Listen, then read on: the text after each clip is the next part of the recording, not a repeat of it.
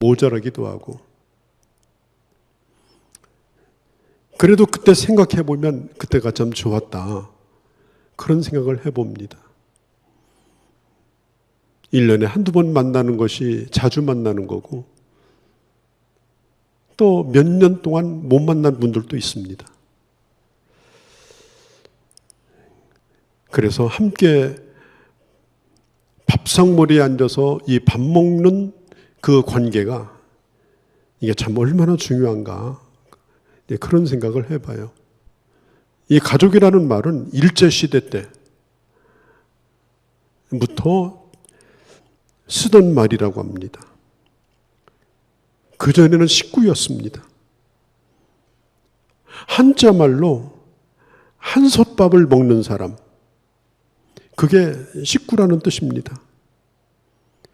그래서 어르신들도 옛날에는 가족이라는 말을 전혀 쓰지 않았습니다. 아이들도 우리 식구들, 또 부부간에도 집 식구라고 이렇게 말을 했죠.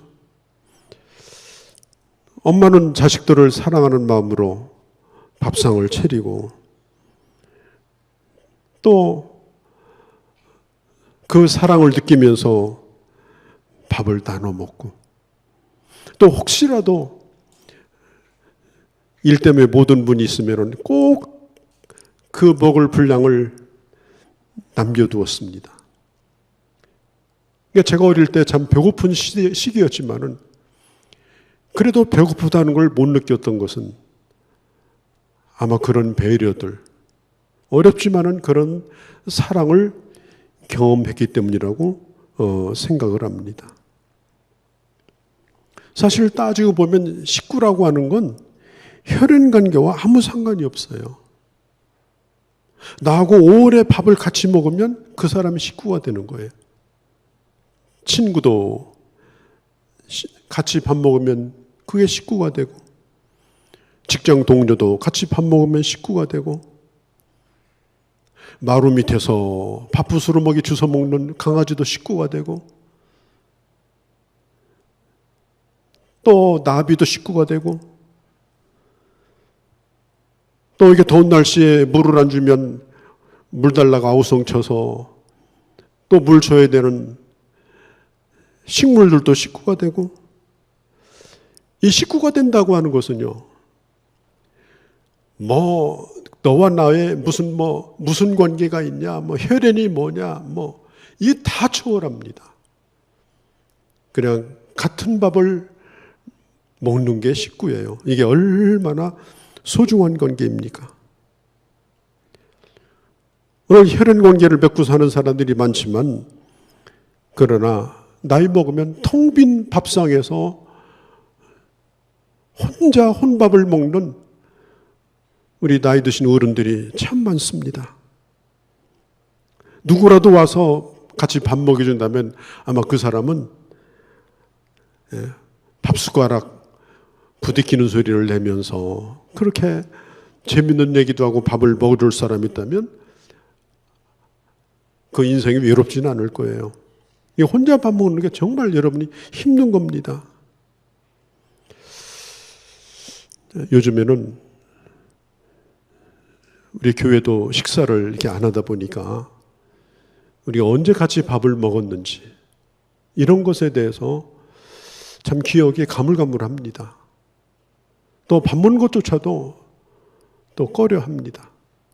저도 누가 밥 먹자고 하면 고려를 하게 되고, 또 제가 또 그런 생각을 할까봐 또 식사하자는 말도 제가 선뜻 하지 못하는 그런 상황 가운데 우리는 지내고 있습니다. 그러함에도 불구하고 저는 여러분에게 묻고 싶습니다. 여러분들의 가족은 누구고 오늘 현재 여러분들의 식구는 누굽니까?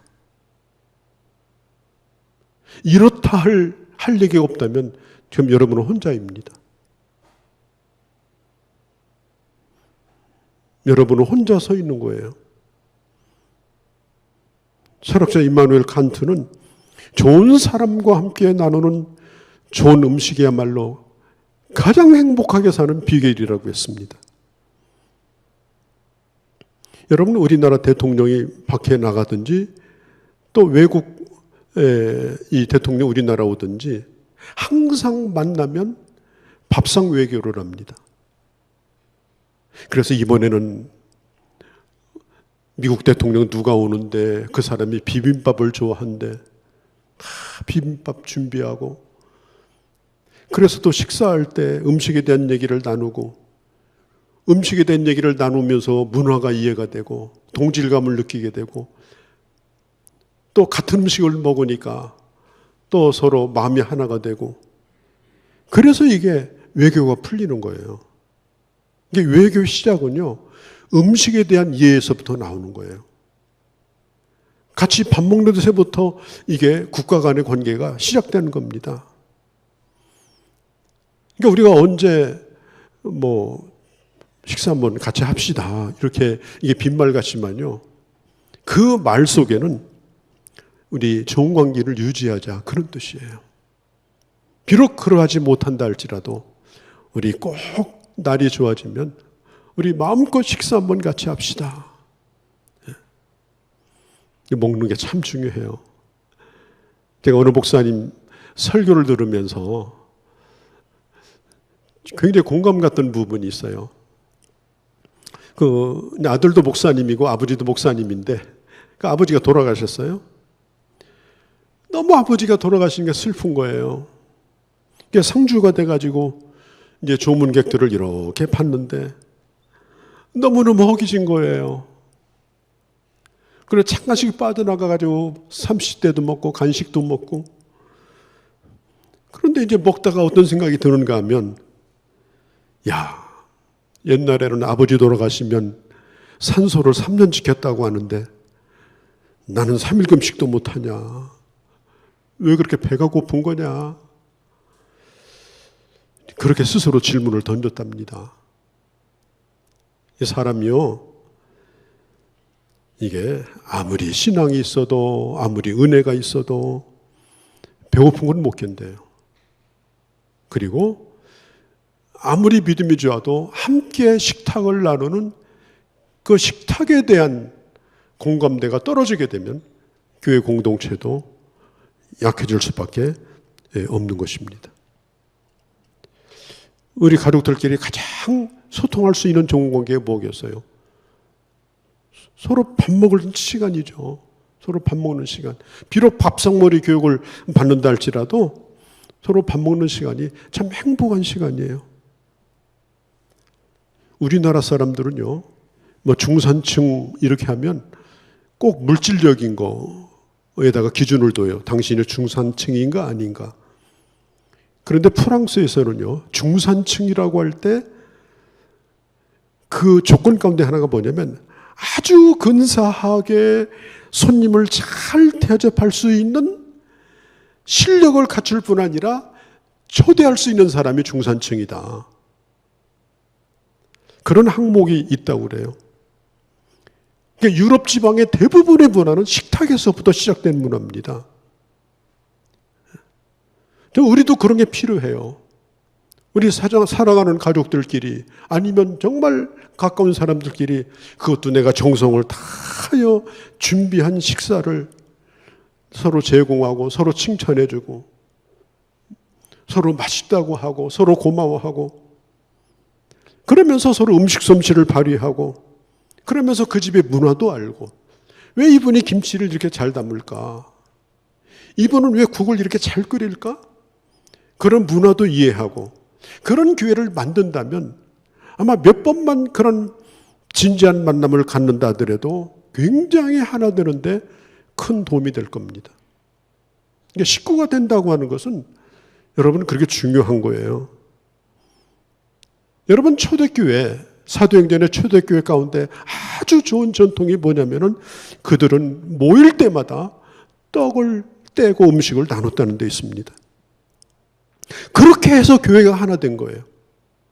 떡을 먹을 때마다 떡을 떼면서 그 음식을 나눠 먹을 때 교회가 된 거예요. 여러분, 교회는 클럽이 아니에요. 교회는 무슨 동호회 이런 게 아니에요. 교회는 식탁 공동체입니다. 교회는 밥상 공동체입니다. 한 교회에 나와서 영적인 하나님의 말씀도 같이 먹고, 교인이 누구예요? 하나님의 말씀을 한솥밥에서 먹는 거예요.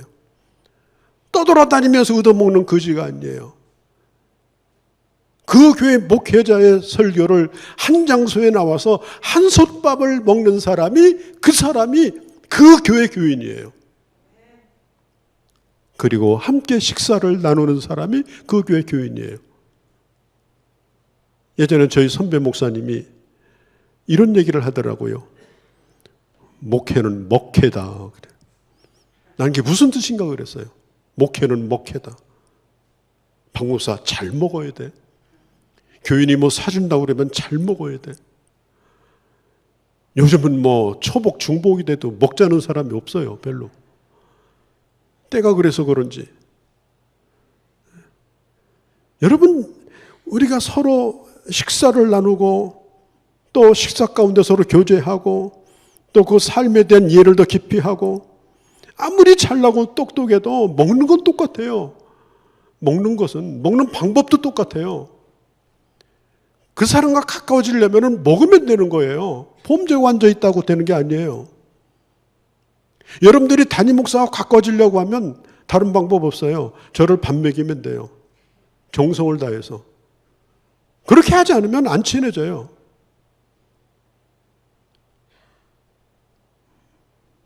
목회는 먹회다.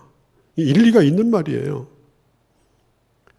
저는 우리 교회가 한 20주 이상 이렇게 주일 간식을 이렇게 내는 것에 대해서 이게 릴레이가 한 20주 이상 이렇게 지나고 있는데 모르겠습니다. 언제 끝날지는 제가 잘 모르겠습니다만은 여기까지 이제 왔어요. 참 굉장히 감사해요. 특별히 오늘 같은 날은 또 이 제과점 빵 만드는 부부예요. 그 본인이 직접 빵을 만들어서 다른 데서 만든 빵보다 제가 먹어보니까요, 분량도 크고 막 맛도 정말 좋은 거예요. 그래서 어제 저녁에 부부가 가지고 와서 그걸 놓고 가는데 얼마나 제가 감사한지 모르겠어요. 그 빵을 본인이 직접 만들었으니까 백몇십 개를 여러분 얼마나 정성을 다해 만들었겠어요. 참 감동이 되잖아요. 여러분, 교회에서 예수님이 유일하게 가르쳐준 게 성찬식이에요. 성찬식도 따지고 보면 마시고 먹는 거예요. 이제 다음 주에 성찬식에 대한 얘기를 할 겁니다. 성찬식도 따지면 마시고 먹는 거예요. 예수님도 제자들이 다 주님 부인하고 도망쳤는데도 찾아가서 뭐 했어요?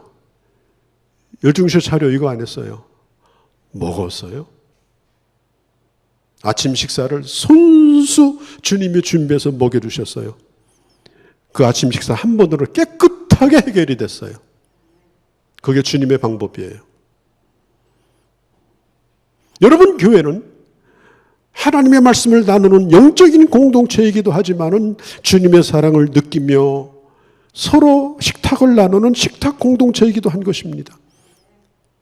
그 식탁을 통해서 서로 믿음을 먹고 서로 사랑을 먹고 그리고 서로의 삶을 같이 나누는 거예요. 이게 사도행전의 교회였고 또 초대교회의 전통일 뿐 아니라 오늘 우리들의 교회도 마찬가지입니다. 이제 고린도 교회 얘기를 좀 해보겠습니다. 고린도 교회도 이런 좋은 전통이 있었어요. 특별히 이 고린도 교회는 이 여유 있는 사람, 이 부유한 사람, 이런 분들이 많은 음식을 준비해 가지고 교회에 가지고 와요. 그리고 그걸 가져다 놓고 이 음식은 가난한 사람들을 초대하여 함께 식사를 나누는 그런 음식이에요. 그래서 이것을 애찬이다 이렇게 부르면 돼. 애찬. 이걸 이제 부르기를 러브 피스트 아가파 밀 이렇게 말해요. 서로 사랑을 나누는, 하나님의 그 평안을 나누는 그 아가페 사랑이 넘치는 그 식탁이, 이게 바로 초대교회 때 시작되었던 애찬인 것입니다. 이것을 성도들은 주의 만찬이라고 불렀습니다. 그리고 이 식사를 다 나눈 다음에 그 다음에 이제 성찬식을 이제 하게 되는 것이 교회의 전통이었습니다.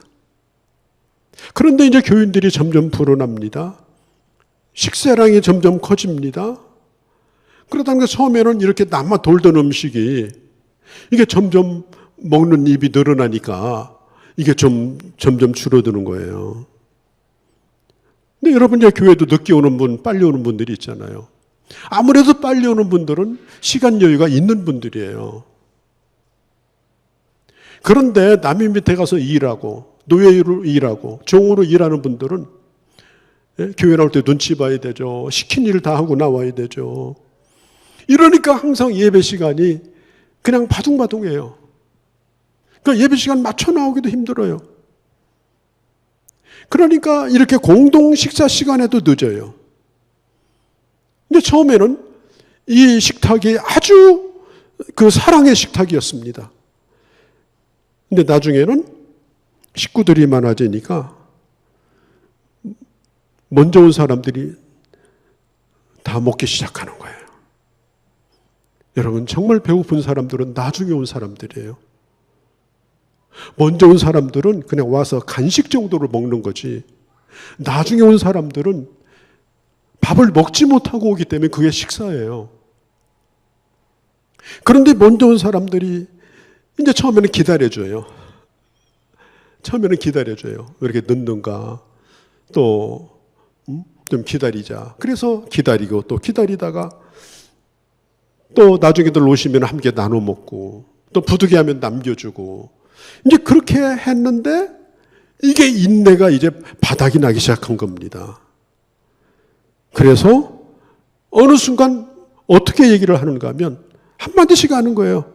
자, 우리 먼저 온 사람이 먼저 먹읍시다. 그리고 우리 적당히 먹고 나중에 온 사람들 남겨둡시다. 그런데 남겨두려고 해도 이게 점점 부족하게 됩니다. 이렇게 하다 보니까요, 이제 무슨 문제가 생겼냐? 예배당에 일찍 나오는 목적이 먹기 위해서 나오는 거야. 그 음식이 떨어질까 봐서. 경쟁이 붙었어. 왜? 갖다 놓은 거 먼저 먹을까 봐서. 은혜 받으려고 일찍 나오는 게 아니에요.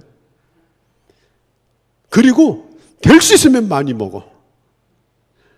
아침밥도 안 먹고 와요. 그리고 될 수 있으면 많이 먹어. 먹는 것뿐 아니라 이제 포도주도 갖다 놓는데 포도주도 막 한 5잔 정도 먹어. 그래가지고 예배 시간에는 이만큼 이 독이 올라가지고 졸아요, 졸아. 오늘 아침에도 혹시 조는 사람들은 문제가 있는 거예요. 얼마나 가슴 아픈 일이에요. 이게 좋게 시작된 일인데 나중에는 어떤 사람은 취하고 배불러서 취하고 독이 올라서 취하고, 나중에 온 사람은 헐레벌떡 와서 그냥 배고픈 채로 집에 돌아가 봐야 밥 달라고 할 수도 없어요. 그런 권리도 없는 사람들은 그냥 하루 종일 굶는 거예요. 이런 상황 속에서 오늘 주어진 말씀이 바로 오늘 이 본문의 말씀인 것입니다. 그 음식을 장만하는데 가난한 사람은 사실 힘을 못 보태준 사람들이에요. 그 음식을 만드는데 돈 한 푼도 못 내준 사람들이에요. 항상 죄송한 사람들이에요. 그렇지만 그도 주님 앞에 나와서 예배하는 사람이고 또 당당하게 성찬식에 참여할 수 있는 자격이 있는 사람들이에요. 그런데 그런데 교회에 와서 이제 이런 차별을 받고 있다는 느낌을 딱 받으니까 한쪽에 사람들의 심령이 병이 들어갑니다. 좋았던 신앙이 다 떨어집니다. 심령이 말라붙어 버립니다. 예? 아까 말했던 아가페 밀, 아가페는 사라지고 에로스 밀이 되어버리는 거예요. 배고픔을 채우는 본능적 욕구만 있는 거지 정말 형제를 사랑하는 마음이 사라져버린 거예요. 그래서 사도 바울이 드디어 입을 열어서 말합니다. 형제들이요, 먹으러 모일 때에 서로 기다리라. 따라합시다. 기다리라. 기다리라. 먹으러 모일 때에 기다리라. 기다려주라. 먼저 왔다고 선점했다고 생각하지 말고, 내가 먼저 가졌다고 내 거라고 생각하지 말고 기다려줘라. 한 움큼 지지 말고 다른 사람에게 주어야 될 것도 생각해라. 그리고 기다려라. 오늘 읽진 않았습니다만 18절 또 20절에 보면 너희가 교회에 모일 때 너희 중에 분쟁이 있다함을 듣고 대강 믿노니 그런즉 너희가 함께 모여서 주의 만찬을 먹을 수 없게 되었다. 주님의 만찬을 나누는 거, 식사도 마찬가지요, 애찬도 마찬가지요, 성찬식도 마찬가지요. 서로 사랑하는 마음이 있으면은, 서로 배려하는 마음이 있으면은, 같이 밥을 먹는 식구라고 생각했다면, 내 식구라고 생각했다면 왜 기다려주지 않겠는가? 왜 그 사람의 몫을 남겨주지 않겠는가? 당신들 마음속에 분쟁의 마음이 있기 때문이다. 당신들의 마음속에 패를 가르는 마음이 있기 때문이다. 그러면서 이제 사도 바울이 고린도 교회에게 가르쳐준 말씀이 바로 이 성찬식에 대한 말씀입니다. 성찬이란 뭐냐? 제가 다음 주에 구체적으로 말씀을 드리겠습니다. 제가 한 주간 기도하면서 우리는 지난 고난주간에도 성찬식을 하지 못했습니다. 어쩌면 또 올 마지막까지 성찬식이 어려울 수도 있어요. 교회는 성찬식을 해야 되는데 못하는 거예요. 자, 이런 상황 가운데서 우리가 비록 성찬식에 참여하지 못한다 할지라도 이 주님의 성만찬의 의미가 뭔가? 하나님의 말씀을 통해서 주의 은혜를 다시 나누고 우리가 다시 영적으로 직접 하지 않는다 하더라도 경험하는 시간을 저는 다음 주에 갖기를 원합니다. 고린도 교회는 파가 있었어요. 베드로파가 있었고 게바파라고 하죠. 그 다음에 아볼로파가 있었어요. 아볼로는 지성인이에요. 그 다음에 바울파가 있었어요. 바울은 교회 개척자예요. 그 다음에 이도 저도 아니다. 그래서 그리스도파가 있었어요. 그 외에도 파가 굉장히 많았습니다. 그러니까 참 여러분요, 제 얘기를 정말 잘 들어보세요. 이게 파가 갈라져 있는데 음식 한 덩어리가 있어요. 그런데 A파 사람이 와가지고 자기 것만 딱 먹으면 되잖아요. 그런데 오지 아니한 A파 사람 5명분을 싹둑 잘라가지고 깔고 앉아있어요. 내 사람 챙겨야 된다는 거예요. 서로 그렇게 하다 보니까 뚜껑 여는 순간 다 날아가 버려. 여러분, 어떻게 그렇게 할 수가 있습니까? 교회에서 내 파, 네 파가 어디가 있고요. 싹둑 잘라서 내 사람들 챙겨줘야 될 내 패거리가 어디가 있습니까? 그런데 이 고린도 교회가 그렇게 함으로 인해서 음식이 남질 않는 거예요. 항상 모자라는 거예요. 그래서 사도 바울이 가르치는 거예요. 우리가 음식을 나눠 먹고 또 성찬식이 곧 시작되는 것은 음식을 나눠 먹는 것과 성찬식 사이에는 초대교회 때는 거의 구분이 없었어요. 지금은 이제 많이 달라졌지만 초대교회 때는 애찬식과 성찬식이 그렇게 연결이 되어 있는 거예요. 그러니까 애찬식은 거의 성찬식과 같은 의미를 가지고 있을 정도로 중요했습니다.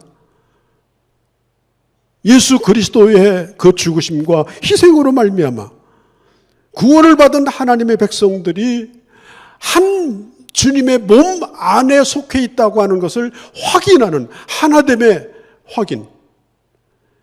그걸 확인하는 그 자리가 오히려 자기 팔을 확실하게 갈라놓고 뜯어먹고 나눠먹는 그런 패거리를 짓는 그런 현장이 되어버리고 만 것입니다. 그러면 어떤 사람은 파가 없어요. 아니, 난 아무 파도 아니야. 난 그런 거 좋아하지 않아.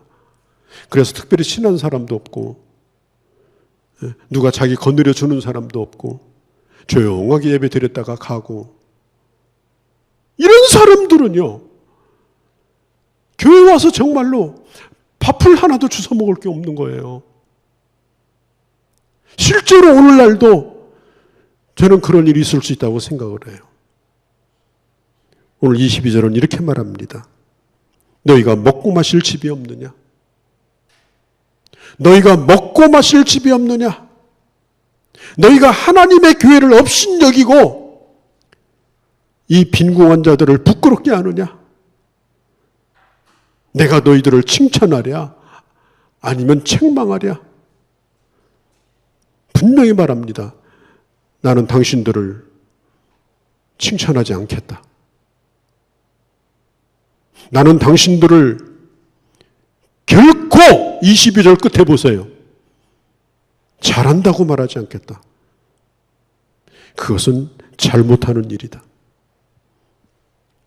서로 기다려주지 않는 거, 서로 배려해주지 않는 거, 결국 그 일로 말미암아 고린도 교회는 병들고 약해지고 그리고 조각난 몸이 되어서 결국은 사망에 이르는 그런 몸덩어리가 되어버리고 말았습니다. 어떤 사람은 병들고 어떤 사람은 하나님이 데려가시고 실제로 하나님의 그런 징계가 있었다고도 말합니다. 그런 주동자들을 하나님이 데려가셔버린 거예요. 병들게 해가지고. 그러나 그렇지 않다 하더라도 주님의 교회가 전반적으로 병들 수밖에 없었다고 하는 것입니다. 27절에 보면은 주님의 떡이나 잔을 합당하지 않게 먹고 마시는 자는 주의 몸과 피를 범하는 죄를 짓는 것이라고 했습니다. 우리가 음식을 가지고 하나님의 사랑을 얼마나 알뜰하게 나눌 수가 있겠습니까? 그 짧은 시간이지만은 얼마나 주님의 은혜를 함께 나눌 수가 있겠습니까? 또 그런 때에 가난하고 힘든 분들에 대하여 얼마나 배려할 수 있겠습니까?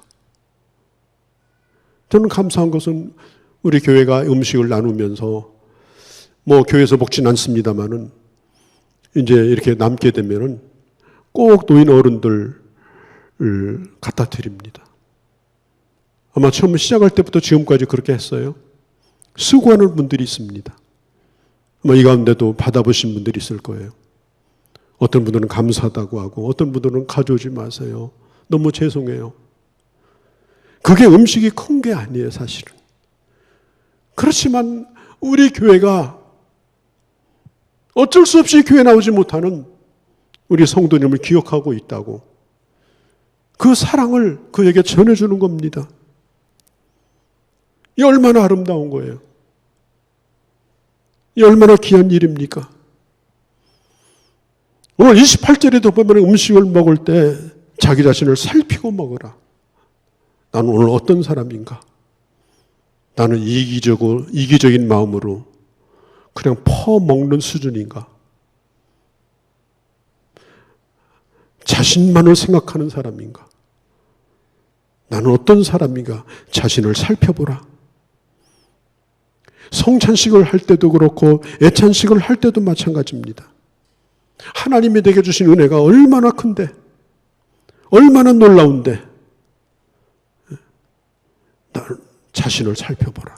오늘 성경이 그렇게 말을 하고 있습니다. 자신을 살피라. 28절에 자신을 살피라.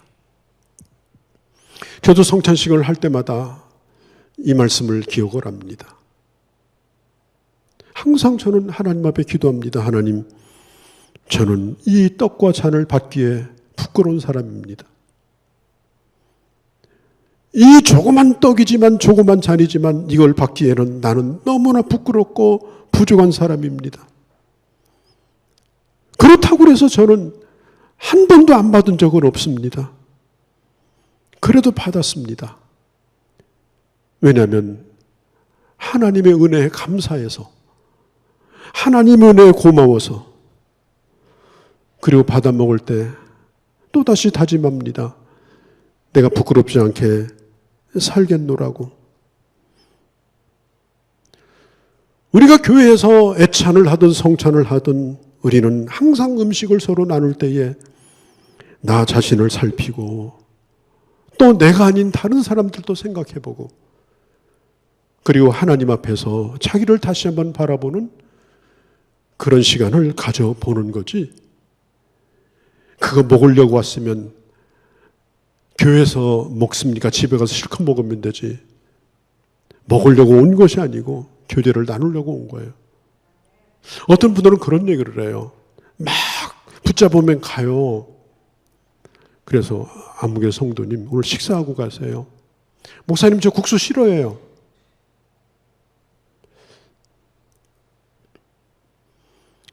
싫어하는 국수도 한 끼 먹으면 되잖아요. 교회에 국수 먹으러 온 거 아니잖아요. 그 한 그릇 먹는다고 두드러기 나는 거 아니잖아요.